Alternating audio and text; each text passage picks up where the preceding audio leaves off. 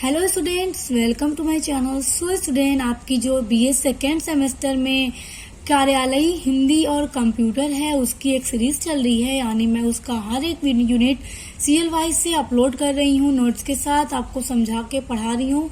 तो देखिए, आपकी यूनिट फर्स्ट जो है उसको मैं पूरा कंप्लीट करवा चुकी हूँ नोट्स के साथ। उसके अलावा आपकी जो यूनिट 5 है स्टूडेंट, उससे भी मैं कई वीडियोज अपलोड कर चुकी हूँ और आपके इम्पोर्टेंट क्वेश्चंस की भी वीडियो मैं अपलोड कर चुकी हूँ कि किस तरह से एग्जाम में पेपर आते हैं, उस तरह की वीडियो मैं अपलोड कर चुकी हूँ। तो आप चाहे तो चैनल पर विजिट करके देख सकते हैं।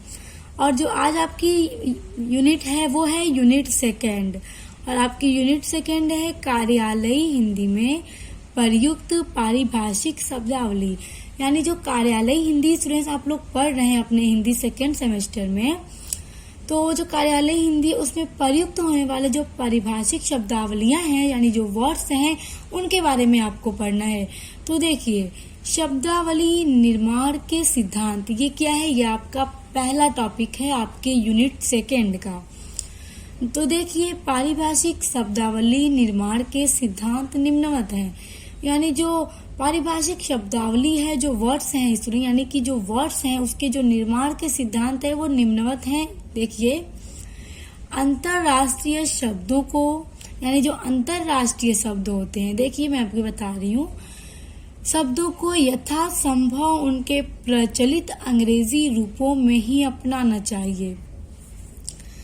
तो स्टूडेंट देखिए, जो शब्दावली निर्माण के सिद्धांत हैं, यानी कि कोई शब्दावली मतलब कोई वर्ड, तो देखिए अंतरराष्ट्रीय शब्दावली या शब्द, अंतरराष्ट्रीय शब्द, पहले इसको समझिए ये क्या होता है।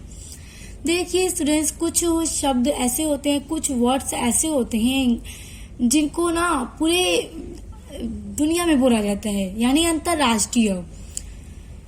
तो वो अंतरराष्ट्रीय शब्द हो गया, यानी इंटरनेशनल वर्ड हो गया, जिसको पूरी दुनिया में बोला जाता है और एक ही वर्ड बोला जाता है। जैसे देखिए, अगर मैं एग्जांपल दूं, हाइड्रोजन, हाइड्रोजन जो होता है, अगर मैं उसका एग्जांपल दूं तो क्या है, हाइड्रोजन की कोई हिंदी नहीं होती। अगर हम उसको हिंदी में भी लिखना चाहें तो हम उसको हाइड्रोजन ही लिखेंगे, और इंग्लिश में भी लिखना चाहें तो हम उसको हाइड्रोजन ही लिखेंगे। तो ये किस तरह का वर्ड हुआ? ये हुआ अंतरराष्ट्रीय शब्द हुआ।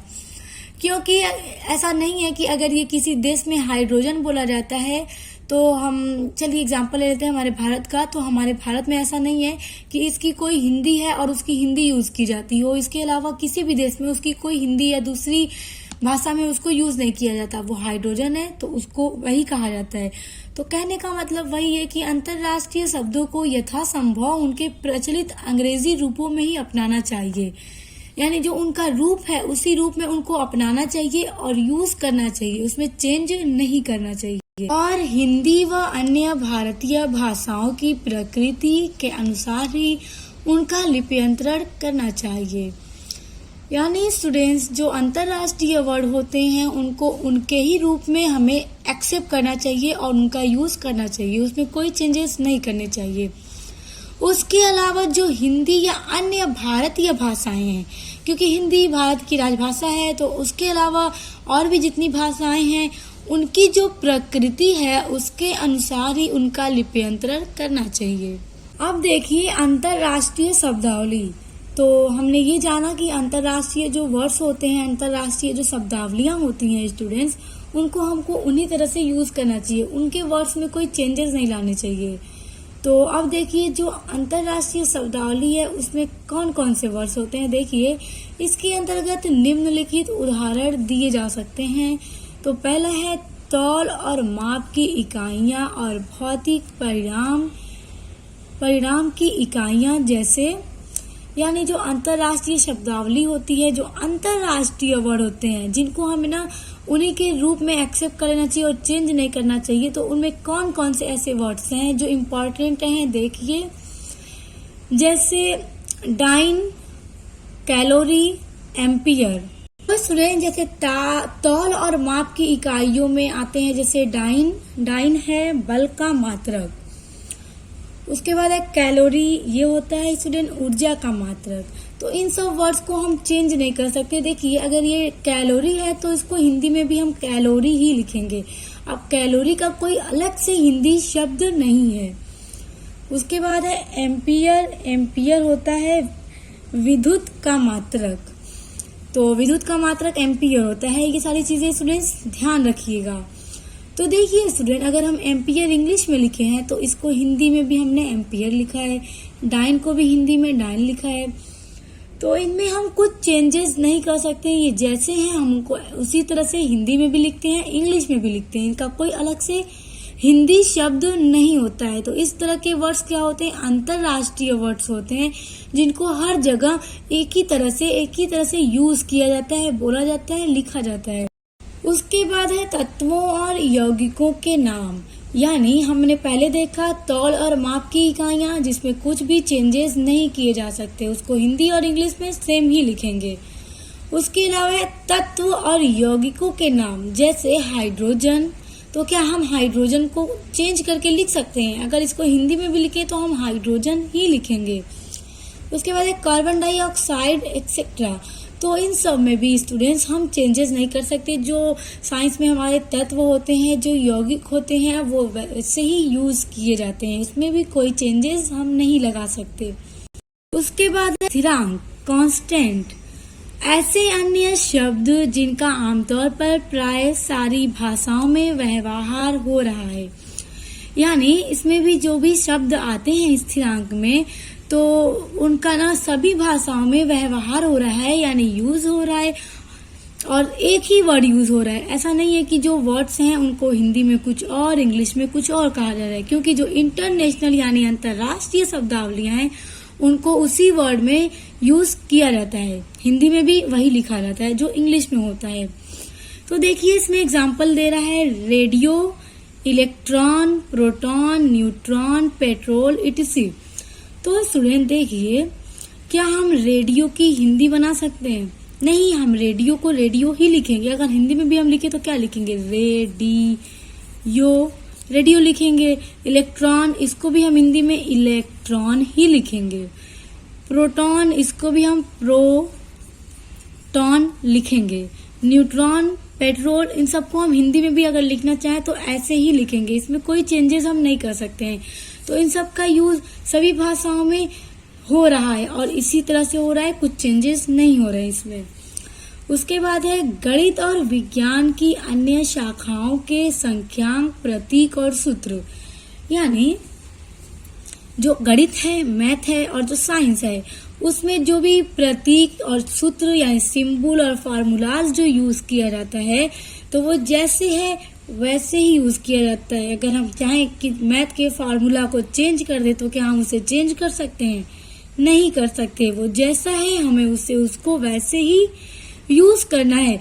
जो साइंस के फार्मूला स्टूडेंट्स हैं, क्या उसमें भी हम चेंजेस कर सकते हैं? बिल्कुल भी नहीं, हरगिज नहीं कर सकते, सवाल ही नहीं पैदा होता। तो उसमें भी हम चेंजेस नहीं कर सकते। वो जैसे हैं उनको हर जगह पे वैसे ही यूज किया जाता है। जैसे देखिए साइन, कॉस, टेन, लॉग, इटसी। तो क्या इन सबको हम चाह के साइन को साइना, कॉस को कुछ भी बना सकते हैं? टेन को टेना, कुछ नहीं बना सकते। ये जैसा है वैसा ही ये यूज किया जाता है। अब देखिए ऐसे शब्द जो व्यक्तियों के नाम पर बनाए गए हैं। यानी स्टूडेंट्स, ऐसे शब्द जो किसी व्यक्ति के नाम पर बनाए गए हैं और उसमें भी हम चेंजेस नहीं कर सकते, जैसे हैं हम उन्हें वैसे ही यूज करेंगे। देखिए एग्जाम्पल में मार्क्सिज्म। तो ये जो मार्क्सिज्म वर्ड है, इसको बनाया गया है कार्ल मार्क्स के नाम से। ये एक पर्सन है, एक व्यक्ति थे जिनके नाम पर एक वर्ड बनाया गया मार्क्सिज्म। तो इसको पूरे वर्ड में इसी तरह से यूज किया जाता है, इसमें कोई चेंजेस नहीं है। या फिर हम चाहे तो इसका कोई दूसरा वर्ड बना के अपने से यूज करें तो हम उसको ऐसे भी नहीं कर सकते। इसको हर जगह, हर पूरे वर्ल्ड में यही यूज किया जाएगा। और ये किन के नाम पे बनाया गया है? कार्ल मार्क्स के नाम पर बनाया गया है, यानी इन्हीं के नाम पर एक वर्ड बना दिया गया। फिर है बॉयकॉट। तो ये कैप्टन बॉयकॉट के नाम पर बना है। तो ये एक पर्सन थे जिनके नाम पे बना है बॉयकॉट वर्ड। उसके बाद है गुलोटीन। तो ये बना है डॉक्टर गुलोटीन के नाम पर। उसके बाद है गैरी मेंडल। तो ये भी एक शब्द है जो बना है मिस्टर गैरी के नाम पर। ये भी एक पर्सन थे। उसके बाद है एम्पियर। तो एम्पियर बना है मिस्टर एम्पियर के नाम पर। इसी तरह से स्टूडेंट बहुत सारे वर्ड हैं जो पर्सन के नाम पर बनाए गए हैं, जिनमें हम चेंजेस नहीं कर सकते, जैसा हैं हम वैसा यूज करते हैं और हर कोई इसको पूरे वर्ल्ड में ऐसे ही यूज करता है। उसके बाद देखिए सेंटीमीटर का प्रतीक cm। तो स्टूडेंट जब भी हम सेंटीमीटर लिखते हैं तो क्या लिखते हैं, अगर लिखना है 10 सेंटीमीटर तो हम 10 लिख के cm बना देते हैं। तो सेंटीमीटर का प्रतीक cm हिंदी में भी रोमन में ही प्रयुक्त होगा, परंतु इसका नागरिक संक्षिप्त रूप सेमी हो सकता है। तो स्टूडेंट्स यहाँ पे कहने का मतलब ये है कि जो सेंटीमीटर होता है उसको cm ही लिखा जाता है, cm ही इसका प्रतीक है।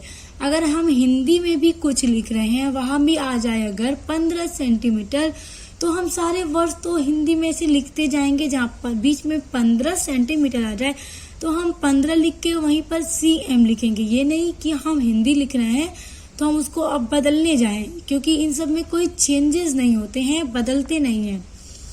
लेकिन देखिए फिर कह रहा है परंतु इसका नागरिक संक्षिप्त रूप सेमी हो सकता है, यानी अगर हम चाहे तो सेमी लिख सकते हैं इस तरह से cm की जगह, यानी 15 सेंटीमीटर है तो हम चाहे 15 cm लिख दें या 15 सेंटीमीटर, तो ये cm ही स्टूडेंट्स ज्यादा यूज होता है। अब देखिए विज्ञान और प्रौद्योगिकी की मानक पुस्तकों में केवल अंतरराष्ट्रीय प्रतीक अर्थात cm ही प्रयुक्त करना चाहिए। तो अब यहाँ पे कहने का मतलब ये है कि विज्ञान और प्रौद्योगिकी जो साइंस है और जो प्रौद्योगिकी है उनकी जो पुस्तकें होती हैं, जो बुक्स होती हैं, उनमें केवल अंतरराष्ट्रीय प्रतीक यानी जो अंतरराष्ट्रीय प्रतीक है, अंतरराष्ट्रीय प्रतीक क्या है सेंटीमीटर का, cm है और ये हर जगह पूरे वर्ल्ड में यही यूज किया जाता है। तो यहाँ पे कहने का मतलब ये है कि अंतरराष्ट्रीय प्रतीक अर्थात cm ही प्रयुक्त करना चाहिए, यानी अगर हमें भी जहाँ पर सेंटीमीटर की जरूरत पड़ जाए लिखने की तो अब हम पूरा सेंटीमीटर तो लिखने जाएंगे नहीं, 15 लिख के cm बना दिया तो क्या हो गया, पता चल जाएगा, पढ़ने वाला देखने वाला जान जाएगा क्या लिखा है, 15 सेंटीमीटर लिखा है। तो स्टूडेंट्स ये मैं एग्जांपल के लिए 15 कह रही हूँ, आप ये मत समझिएगा कोई भी सेंटीमीटर हो कोई भी नंबर हो। तो स्टूडेंट्स अब देखिए सभी भारतीय भाषाओं के शब्दों में यथासंभव अधिकाधिक एकरूपता लाना ही इसका उद्देश्य होना चाहिए और इसके लिए ऐसे शब्द अपनाने चाहिए जो अधिक से अधिक प्रादेशिक भाषाओं में प्रयुक्त होते हों और संस्कृत धातुओं पर आधारित हो। तो स्टूडेंट्स देखिए अभी तक हमने देखा अंतरराष्ट्रीय शब्दावलियां कि मतलब जो अंतरराष्ट्रीय शब्द होते हैं, वर्ड्स होते हैं, उनमें हम चेंज नहीं कर सकते, जैसा है पूरे वर्ल्ड में वो वैसे ही यूज किया जाता है। और हमने कुछ एग्जाम्पल्स भी देखे कि ऐसे कौन कौन से वर्ड हैं जिनमें हम चेंजेस नहीं ला सकते। अब आ जाते हैं हमारे जो भारत की राजभाषा हिंदी है उसके अलावा जो देखिए, तो अब यहाँ पे कह रहा है कि जो भारतीय भाषाओं के शब्द हैं उनमें यथासंभव अधिक एकरूपता लाना ही इसका उद्देश्य होना चाहिए और इसके लिए ऐसे शब्दों को अपनाना चाहिए जो अधिक से अधिक प्रादेशिक भाषाओं में प्रयुक्त होते हों और संस्कृत धातुओं पर आधारित हों।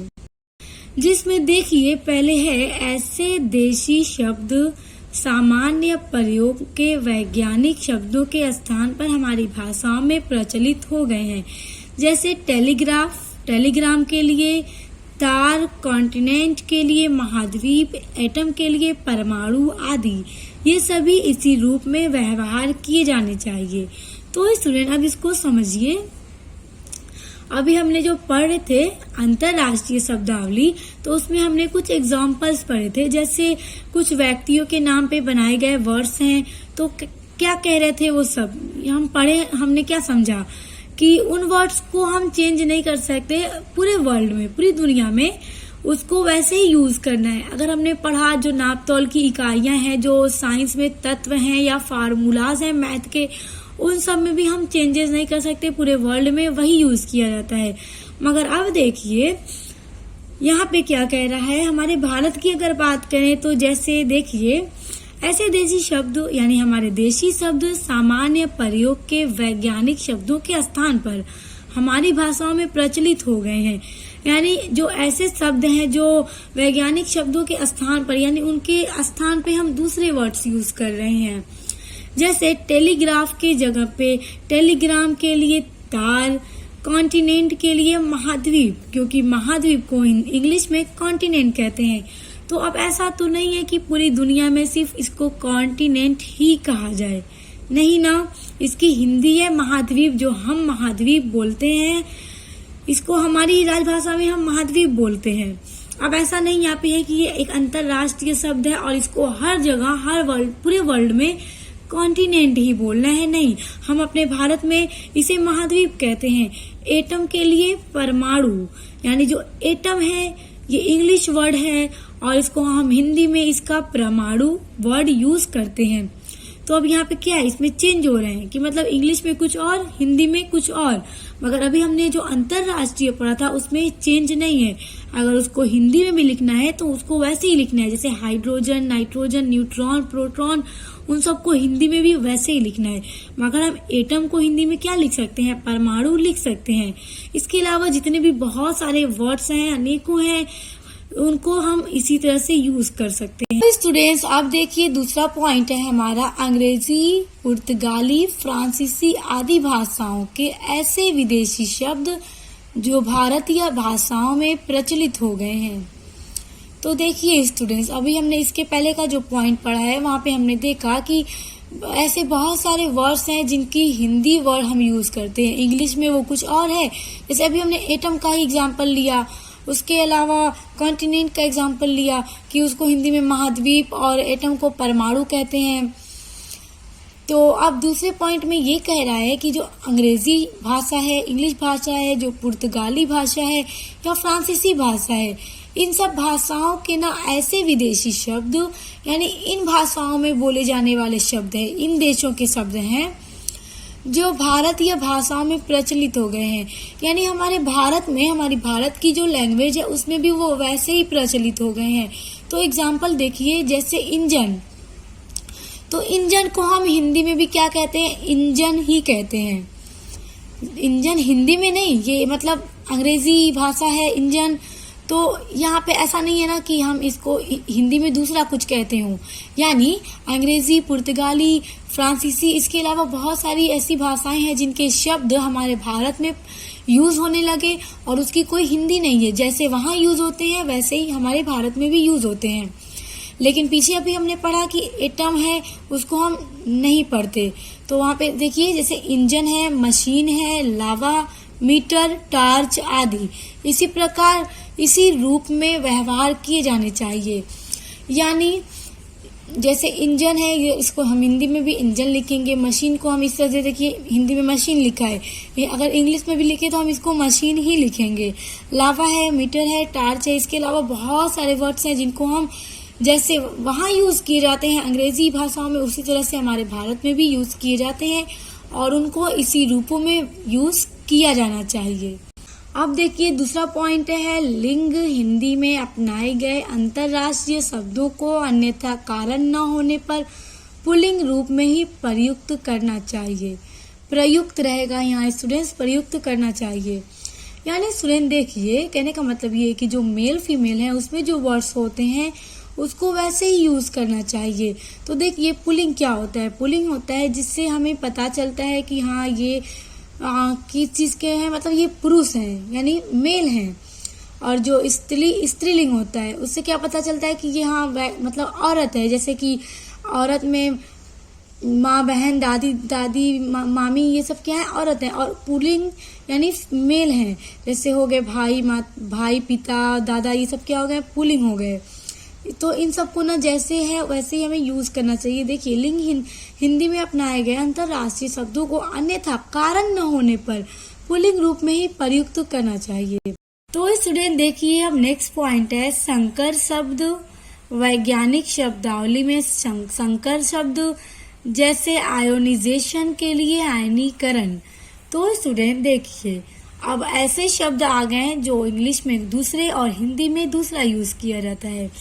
जैसे आयोनाइजेशन के लिए आयनीकरण यूज किया जाता है, वोल्टेज के लिए वोल्टता यूज किया जाता है, रिंग स्टैंड के लिए वलय स्टैंड। तो यहाँ पे ध्यान दीजिए, रिंग स्टैंड के लिए विलय स्टैंड, यानी रिंग के लिए क्या हो गया, विलय हो गया। और स्टैंड जैसे इंग्लिश में है वैसा ही हिंदी में भी है। हिंदी में भी ऐसा नहीं है कि रिंग को अगर विलय लिखा तो रिंग को यहाँ पे हिंदी में रिंग ही लिख दिया। यहाँ पे रिंग क्या हो गया, विलय हो गया। और स्टैंड क्या है, स्टैंड ही है। तो यहाँ पे देखिए हिंदी और इंग्लिश दोनों लैंग्वेज का मिक्सचर है, यानी दोनों मिक्स है इसमें विलय स्टैंड में। उसके बाद है सोपोनिफायर के लिए साबुनीकरण। तो देखिए स्टूडेंट, इसके लिए हम साबुनीकरण का यूज करते हैं। सोप मतलब क्या होता है, साबुन, और सोपनीफायर मतलब साबुनीकरण आदि के रूप सामान्य और प्राकृतिक भाषा शास्त्रीय क्रिया के अनुसार बनाए गए हैं और ऐसे शब्द रूपों को वैज्ञानिक शब्दावली की आवश्यकताओं तथा सुबोधता, उपयोगिता और संक्षिप्तता का ध्यान रखते हुए व्यवहार में लाना चाहिए। यानी स्टूडेंट्स, ऐसे जो वर्ड्स हैं, कहने का मतलब ये है यहाँ पे कि और ऐसे जो शब्द बनाए गए हैं जो हिंदी में दूसरे, इंग्लिश में दूसरे, तो इन सबको, इनके ऐसे शब्द रूपों को वैज्ञानिक जो शब्दावली है उनकी आवश्यकता तथा इनकी जो सुबोधता है, यानी उनकी जो उपयोगिता है, इन सब चीजों को ना ध्यान में रखकर इन सब का यूज करना चाहिए। उसके बाद है नए अपनाए हुए शब्दों में आवश्यकता अनुसार हलंत का प्रयोग करके उन्हें सही रूप में लिखना चाहिए। तो स्टूडेंट देखिए, जैसे हिंदी में या फिर संस्कृत में हलंत शब्द, हलंत का यूज होता है, जैसे नीचे लगा होता है, इस तरह से कोई भी वर्ड आप लोगों ने संस्कृत पढ़ा होगा, नीचे इस तरह से लगा दिया जाता है। तो इन सब का सही यूज करके लिखना चाहिए, यानी जिन शब्दों में हमें इसकी आवश्यकता है हलंत की, तो वहां पे इसको यूज करना चाहिए, छोड़ना नहीं चाहिए, तभी आपका जो शब्द है वो सही होगा। तो इसीलिए कहा जा रहा है कि नए अपनाए हुए शब्दों में आवश्यकता अनुसार, यानी जहाँ पर जरूरत हो, हलंत का प्रयोग करके उन्हें सही रूप में लिखना चाहिए। अगर आप उसको नहीं यूज करेंगे, यानी हलंत का यूज नहीं करेंगे, तो जो आपका शब्द है वो सही नहीं होगा, उसका रूप सही नहीं होगा, वो गलत हो जाएगा। इसलिए उसका यूज करके अपने शब्दों को सही यूज करना चाहिए। सो स्टूडेंट, आज की वीडियो में हमने आपके यूनिट 2 का शब्दावली निर्माण के सिद्धांत को पढ़ा और समझा नोट्स के साथ।